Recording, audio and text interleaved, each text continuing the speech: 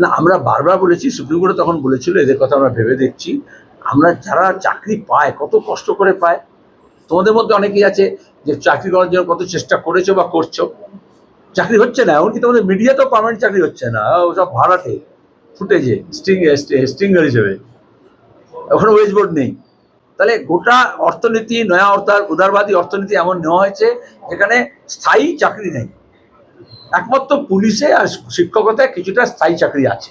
সরকারের অন্য দপ্তরে, যে কোনো দপ্তরে যাও, ডিপার্টমেন্টে যাও, অফিস আছে, পাখা আছে, ফ্যান আছে, টেবিল আছে, চেয়ার আছে, কিন্তু লোক নেই। ব্যাংকে বলো, পোস্ট অফিসে বলো, সেন্ট্রাল গভর্নমেন্টে বলো, স্টেট গভর্নমেন্টের যে বিএলআর অফিসে যাও, বলবে কাজ করতে পারছি না কারণ লোক নেই। তাহলে নিয়োগ হচ্ছে না।